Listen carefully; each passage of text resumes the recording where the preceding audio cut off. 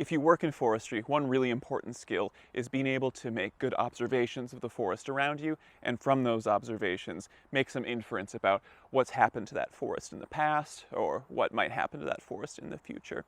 And also just trying to understand the conditions that you're observing in the forest. Dr. Samard calls this being an ecological detective, and I really like that framework, so I like to use that too.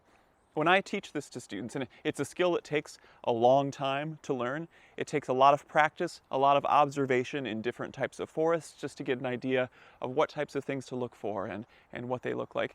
And also you have to have a fair amount of background knowledge about the processes going on in those forests so you can connect the patterns that you're seeing, the things that you're observing with the processes or the history that might have resulted in that, as well as looking at what you see and thinking about how that forest might develop in the future.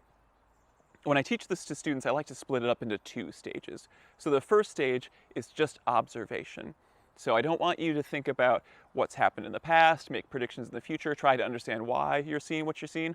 All I want you to do is just look around and note all of the things that you see. So things to look for include just tree species. So what species of trees are you seeing? Are you seeing a lot of different species? Are you seeing just a few species? Is there differences between what species you're seeing in the overstory? So what are the dominant and co-dominant trees versus the intermediate trees versus the suppressed trees? What's the regeneration look like? Are you seeing seedlings? Are you seeing saplings? What species are those? So that's an important part. Looking around and seeing what kind of plants you see, especially the indicator plants and what they might indicate about the site. That's also important. And then looking for signs of disturbance. That's really important too, to think about the processes that have resulted in the forest that you see today and what might be going on in the future. So those are the things that just as a quick glance you should be observing. Also, if there's just real obvious forest health issues, for example, just anything that stands out you should observe.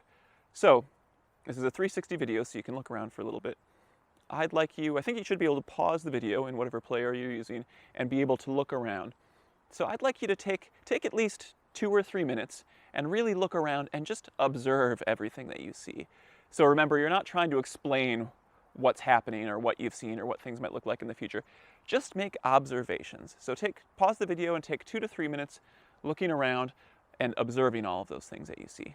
Go ahead.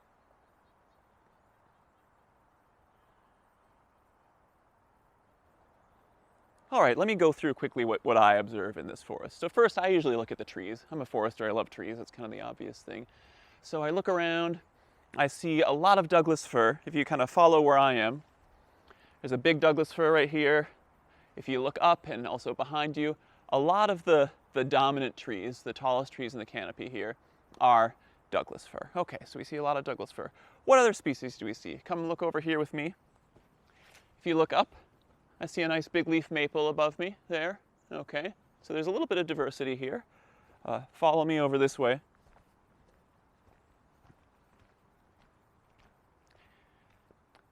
Here's a nice western red cedar. I would maybe call that intermediate in the canopy. It's not quite a co-dominant tree.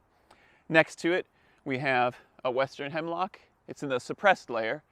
There's another western hemlock right next to it. If you keep following me around this way, I'm seeing a fair number of western hemlocks in the understory, and they're looking pretty good. They're maybe 10 meters tall. They seem to be in relatively good health. There's another big leaf maple back there. I see a few more off in the distance. There's some western red cedar saplings as well, so trees kind of in the 5 to 10 meter height. So a fair amount of regeneration. I don't see any Douglas fir regenerating, so that's kind of interesting. And then other mature trees, I see, oops, sorry, I'm kind of making you look around in circles here. Here's a nice western hemlock. Maybe it's a co-dominant tree, maybe it's in the intermediate layer in the canopy.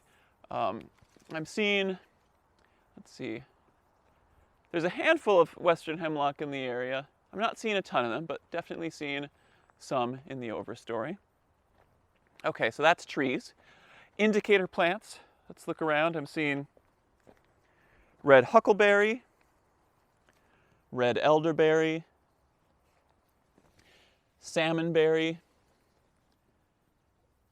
spiny wood fern. Let's see, is that, yep, spiny wood fern.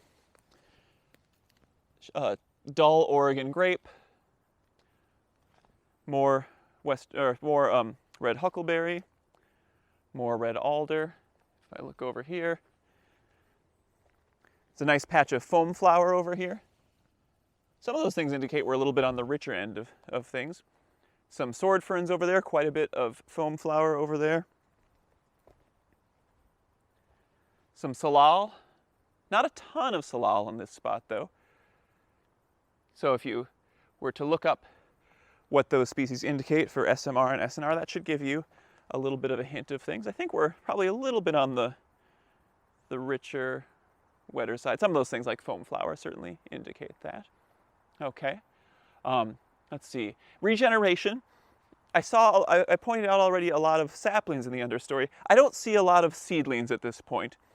And seedlings are a little bit tricky because they tell you a bit about the seed source in the area. They don't necessarily tell you about the future because seedlings may not necessarily grow into a mature tree.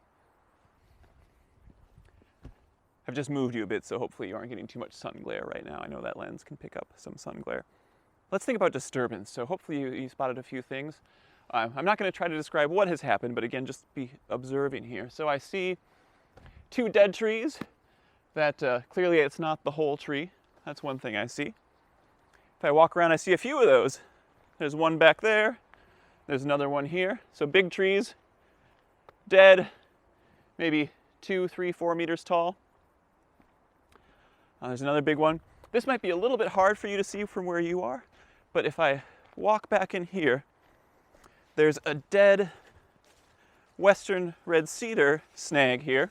It's just kind of the shell of a western red cedar, and it's completely charred. It's has lots of black, shiny surfaces on it, so completely charred. Other signs of disturbance. Let's look around. Looking on the ground, I'm seeing some logs on the ground here. There's a couple of logs on the ground over here. Other signs of disturbance that you might look for tip-up mounds. And if you haven't seen that video already, I'll talk about that a little bit. That's a sign of wind throw. Okay, so those are signs of disturbance. Other signs of disturbance that you might see some dead trees. So actually over here, we're not trying to figure out what caused this at the moment, but I do see a dead snag here. A snag is a standing dead tree. I don't see a lot of mortality here. I see another snag back there. Oh yeah, there's a few. There's actually a couple of snags here. So that's something to look out for signs of disturbance.